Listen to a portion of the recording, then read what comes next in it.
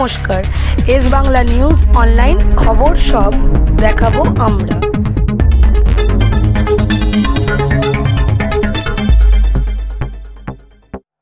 সঞ্চালক সভাপতি, পশ্চিমবঙ্গ তৃণমূল কংগ্রেসের রাজ্য কমিটির অন্যতম সাধারণ সম্পাদক, ক্যানিং পূর্বের বিধায়ক শওকত মোল্লা সহ আমাদের মধ্যে বিধায়কগণ যারা উপস্থিত রয়েছেন, ফিরদৌসী বেগম, বিভাস সর্দার,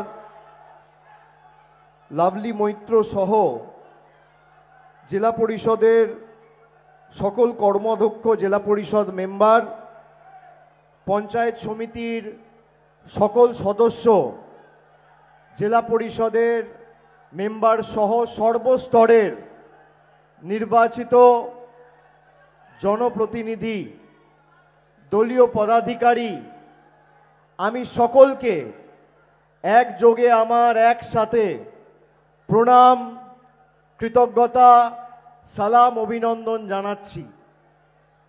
এই মাঠে যারা এসে আজকের সভাকে আমাদের সকলের প্রিয় প্রার্থী সায়নী ঘোষের সমর্থনে এই জনসভাকে সার্থক সফল করেছেন এবং তাকে আগাম আশীর্বাদ জানিয়েছেন, আমি ভাঙড়বাসীর কাছে আমার কৃতজ্ঞতা জানাই।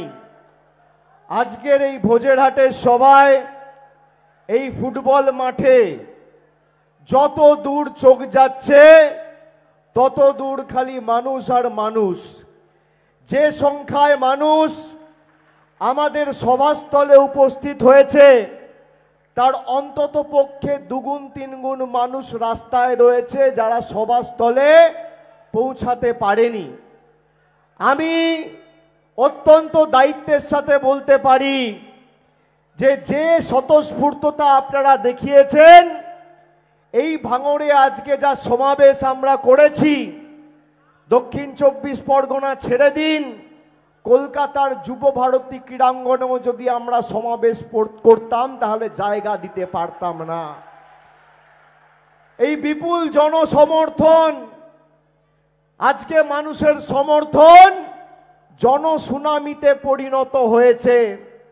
আমি ভাঙড়ের মায়েদের কাছে, ভাইদের কাছে, সহকর্মী, সতীর্থ, সহযোদ্ধা সবার কাছে আমি কৃতজ্ঞ। তার কারণ আপনারা বারে বারে তৃণমূল কংগ্রেসের প্রতি আপনাদের সমর্থন রেখেছেন এবং আমাদের আশীর্বাদ করেছেন। দক্ষিণ 24 পরগনা জেলা আমাদের সকলের কর্মভূমি। মমতা বন্দ্যোপাধ্যায় তার রাজনৈতিক জীবন শুরু করেছিল এই যাদবপুরের মাটি থেকে। খাতায় কলমে 1998 সালের 1 জানুয়ারি আমাদের দল প্রতিষ্ঠিত হয়েছিল, কিন্তু তারও 14 বছর আগে 1984 সালে এই যাদবপুরের মাটি থেকে বাংলার অগ্নিকন্যা মমতা বন্দ্যোপাধ্যায় তার রাজনৈতিক লড়াই শুরু করে আপনাদের আশীর্বাদকে, সমর্থনকে পাথেয় করে, পথ চলার প্রেরণা করে সিপিএম এর বর্ষিয়ান দাপুটে সোমনাথ বাবুকে হারিয়ে প্রথমবার সাংসদ হয়ে গেছিলেন। এই ভূমি, এই মাটি আমাদের প্রাণের থেকেও, প্রাণের চেয়েও প্রিয় মাটি। আর দক্ষিণ 24 পরগনার ভাঙড়, দক্ষিণ 24 পরগনার পুলিশ নিয়ন্ত্রণ করে না, মমতা বন্দ্যোপাধ্যায়ের কলকাতা পুলিশ আজকে আপনাদের সুরক্ষা দিচ্ছে, আপনাদের পাশে রয়েছে। যে কলকাতা পুলিশকে স্কটল্যান্ড ইয়ার্ডের সাথে তুলনা করা হতো, আজকে সেই কলকাতা পুলিশ তার আয়তায় ভাঙড়কে নিয়ে এসে ভাঙড়ের সার্বিক পরিস্থিতি, আইন শৃঙ্খলা এবং যাতে আগামী দিনে সংহতি সম্প্রীতি অব্যাহত অটুট থাকে সেটা সুনিশ্চিত করেছে। 2019 সালে আপনারা এই ভাঙড় থেকে আমাদের প্রার্থীকে, এই বিরোধীদের, আমাদের আগামী 1 জুন সায়নী ঘোষকে জিতিয়ে ভাঙড় থেকে 1.5 লক্ষের ব্যবধানে তৃণমূল কংগ্রেস প্রার্থীকে জিতিয়ে জবাব দিতে হবে। দক্ষিণ 24 পরগনা জেলা আমাদের শক্ত ঘাঁটি, তৃণমূলের দুর্জয় ঘাঁটি।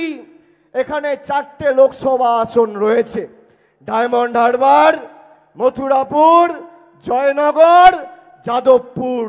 এখানে লড়াইটা সিপিএম, তৃণমূল আর কংগ্রেস বিজেপির নয়। যাদবপুরের সাথে লড়াই হচ্ছে ডায়মন্ড হারবারের, আর মথুরাপুরের সাথে লড়াই হচ্ছে জয়নগরের। কে কত জয়ের ব্যবধান বাড়াবে আর কত ভোটে জিতবে। আমি আপনাদের বলতে চাই, মায়েরা, ভাইয়েরা, সহকর্মী, সমবয়সী যারা এসছেন, আজকে 23 তারিখ, আজ থেকে আগামী 7 দিন আমি এই জেলায় থাকবো। যেখানে যেতে বলবেন যাব, যেখানে ঢুকতে বলবেন ঢুকবো। 1.5 লক্ষের বেশি হবে তো যারা এক বুক আশা আকাঙ্ক্ষা নিয়ে 2021-এ ভোট দিয়েছিলেন, তাদের সাথে যারা গদ্দারি করেছে, বেঈমানি করেছে, তাদেরকে যারা প্রতারিত করেছে, তাদেরকে উচিত শিক্ষা দেবেন তো? হাত তুলে বলুন, দেবেন তো? দেবেন তো? আজকে দেখুন, 10 বছর ধরে নরেন্দ্র মোদী, আমি মরে যাইনি। ফেব্রুয়ারি মাসে এই জেলার 6.5 লক্ষ 100 দিনের শ্রমিকের ব্যাংক অ্যাকাউন্টে ডাইরেক্ট ব্যাংক ট্রান্সফার করে আমাদের সরকার টাকা পৌঁছে দিয়েছে। এই দক্ষিণ 24 পরগনা জেলায় প্রায় 21 লক্ষ মায়েদের আমাদের সরকার লক্ষ্মীর ভান্ডার দিচ্ছে প্রতি মাসে। এই দক্ষিণ 24 পরগনা জেলায় প্রায় 83 লক্ষ মায়েদের, ভাইদের, ব্যক্তিদের আমাদের সরকার প্রতি মাসে বিনামূল্যে রেশন দিচ্ছে। তোমাদের দয়া দাক্ষিণ্যে আমরা বেঁচে নেই। অনেক চেষ্টা করেছো বাংলা দখল করার। 2014 সালে মোদিজি এসে হুঙ্কার দিয়েছিল যে বাংলার জন্য আমি কাজ করব, আমাকে সমর্থন করুন, আচ্ছে দিন আসবে। আজকে আচ্ছে দিনের নমুনা কি? 10 বছর আগে একটা রান্নার গ্যাসের সিলিন্ডারের দাম ছিল 400 টাকা। আজকে সেই রান্নার গ্যাসের একটা সিলিন্ডারের দাম 1000 টাকা। 10 বছর আগে একটা ডিম বাজারে, আপনি বছর আগে 1 কিলো চা পাতা কিনতে যেতেন, 1 কিলো চা পাতার দাম ছিল 100 টাকা। আজকে 1 কিলো চা পাতার দাম 280 টাকা কেজি। 10 বছর আগে সরষের তেলের দাম ছিল 50 টাকা লিটার। 10 বছর পরে আজকে সেই সরষের তেলের দাম 160 টাকা লিটার। 10 বছর আগে 1 লিটার দুধের দাম ছিল 20 টাকা। 10 বছর পর আজকে 2024, 1 কিলো দুধের 1 লিটার দুধের দাম প্রায় 55 টাকা। জীবনদায়ী ওষুধ, যে ওষুধের দাম ছিল 150 টাকা, সে ওষুধের দাম বেড়ে আজকে হয়েছে 1200 টাকা, 1500 টাকা। গরিব মানুষ রান্নায় জিরে ব্যবহার করে, এই জিরের উপর মোদী সরকার জিএসটি বসিয়েছে 18%। আর বিশালী করতে হবে। এই ভাঙড়কে যারা অপমানিত করেছে 2021 সালে, এই ভাঙড়ের সম্মান আবার পুনঃপ্রতিষ্ঠিত করতে হবে, হারানো গৌরব ফিরিয়ে আনতে হবে, আর বহিরাগতদের জবাব দিতে হবে। সায়নীর বোতাম হচ্ছে 3 নম্বর। 3 নম্বর বোতাম, 1, 2, 3 বিজেপিকে বিদায় দিন। 1, 2, 3 বহিরাগতদের তাড়িয়ে দিন। 1, 2, 3 গণতান্ত্রিকভাবে বাংলা বিরোধীদের কবর দিন। 1, 2, 3 তৃণমূলকে জিতিয়ে দিন। আমার আপনার সবার প্রার্থী। আর সায়নী এখানকার মেয়ে, ওর বাড়ি হচ্ছে যাদবপুর লোকসভার অন্তর্গত। ও যাদবপুরে জন্মেছে, থেকেছে, বড় হয়েছে। আমরা এমন একজন প্রতিনিধি আপনার কাছে পাঠাচ্ছি যে মাথা নিচু করে আগামী 5 বছর আপনাদের জন্য কাজ করবে। আর সায়নী যদি সংসদে যায় প্রতিনিধি হয়ে, আমরা যেভাবে লড়াই করেছি, আমি কথা দিতে পারি তৃণমূলের প্রথম সারিতে থেকেও নরেন্দ্র মোদীর বিরুদ্ধে, যদিও এদের সরকার ক্ষমতায় আসবে না, আর যদি আসে লেজে গবরে করার জন্য দক্ষিণ 24 পরগনাই যথেষ্ট। আমরা আছি তো। ওদিকে প্রতিভা মণ্ডল, তারপর যুব সমাজের প্রতিনিধি বাপি হালদার, ডায়মন্ড হারবারে অভিষেক ব্যানার্জি, আর এদিকে সায়নী। 4 জন যথেষ্ট, বুঝে নেবো, আর কাউকে লাগবে না। আমি আপনাদের বলছি, 3 নম্বর বোতাম টিপে জোড়া ফুলের প্রার্থী, আমাদের সকলের প্রার্থী, বাংলার প্রার্থী, যাদবপুরের প্রার্থীকে সকাল সকাল ভোট দিয়ে বিপুল ভোটে জয়যুক্ত করবেন।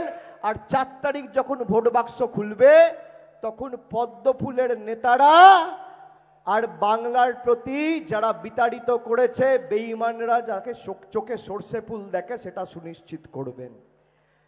করবেন তো? বিসর্জন হবে তো?